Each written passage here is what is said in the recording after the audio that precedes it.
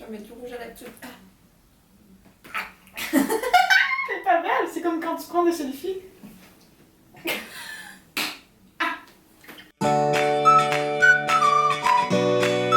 Bonjour tout le monde, aujourd'hui on va faire une vidéo un peu spéciale parce que ça a un rapport avec le coming out que j'ai fait il y a quelques semaines auparavant. En fait, pas mal de gens ont commenté en dessous de ma vidéo en disant que la définition que je donnais de la bisexualité se rapprochait plus de la pansexualité que de la bisexualité en fait. Et peut-être que oui, je m'excuse par avance si je me suis mal exprimée, mais d'un certain côté ça m'a dérangé que d'autres gens me disent que bah non désolé t'es pas bisexuel, t'es pansexuel. Je pense que je comprends d'où les gens se positionnent par rapport à ça. Je pense qu'il y a des gens qui mettent des années à chercher et à savoir vraiment qui ils sont et quand enfin ça y est ils savent je suis bisexuelle, ce que je ressens correspond exactement à la définition qui a marqué pour bisexuel, ils sont vraiment contents et dès que on va dire ils rencontrent d'autres personnes qui s'identifient en tant que bisexuels mais que leur définition n'est pas exactement la même, tout de suite ils sont comme ah non non non non non c'est pas ça être bisexuel ou c'est pas ça être pansexuel etc. Mais le truc aussi que je pense qu'il faut garder en tête c'est que on est maître de ce qu'on est et la sexualité est super fluide et je pense que on est les seuls à décider exactement qui on est. Moi, je me définis en tant que lesbienne. Pour moi, c'est important. Ça veut pas dire que je pourrais pas tomber amoureuse d'un homme dans ma vie, un jour, dans 10 ans, dans 50 ans. C'est ouverte à l'idée. Je suis ouverte à l'idée, pas nécessairement ouverte à rencontrer un homme. Oui, c'est ça. Ouais. Ouais. Comme je cherche pas, évidemment, ça m'attire pas.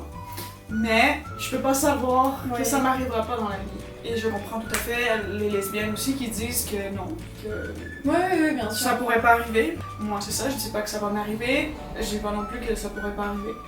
Les lesbiennes qui ont déjà couché avec des hommes ou qui, après faire leur coming out, couchent avec un homme parce que bon, ça arrive dans une soirée où elles rencontrent un gars qui les attire, ça ne changera pas non plus leur définition.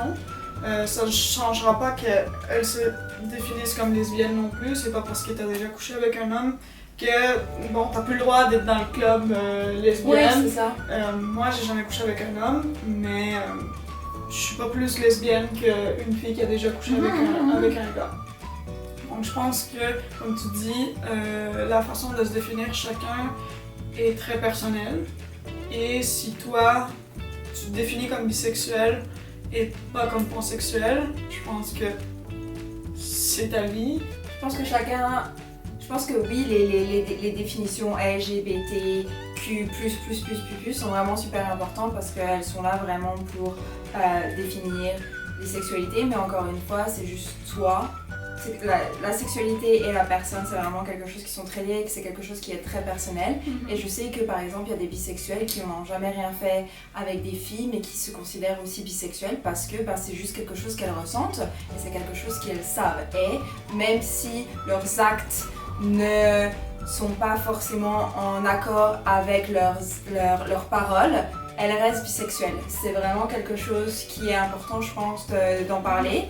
Que voilà, chacun est maître de ce qu'ils sont et si jamais vous vous sentez plus à l'aise de dire que vous êtes bisexuel alors que vous êtes que sorti avec des garçons ou que sorti avec des filles, ça vous regarde. Ceux qui s'identifient en tant que bisexuels alors que peut-être qu'elles sont attirées par tous les genres, ça vous regarde aussi. Oui, les définitions sont pas là pour rien, mais encore une fois, c'est vous le maître de ce que vous êtes et de votre vie, j'imagine. Et pour reprendre encore l'exemple, je sais que nous, par exemple, il n'y a pas si longtemps, il y a Riley, une youtubeuse aussi qui a commenté nos vidéos il n'y a pas très longtemps. Et son commentaire c'était « Oh vous êtes trop chou, moi aussi je suis lesbienne et ma copine est bisexuelle ». Et en fait en cliquant sur sa chaîne YouTube, on a découvert que Riley était en fait transsexuelle et que donc par le coup sa copine n'était pas du tout bisexuelle, elle correspondait plus à la définition de pansexuelle. Mais le truc c'est que je veux dire, ça regarde Riley. D'un côté, je trouve que ça a du sens aussi que ce soit une fille qui soit née dans un corps de garçon. Donc oui, elle s'identifie en tant que femme. et elle aime les femmes. Donc je pense que oui, ça a complètement du sens que, selon elle, c'est une lesbienne et donc que sa copine, elle aime les filles et pas les transsexuels parce que Riley est une fille.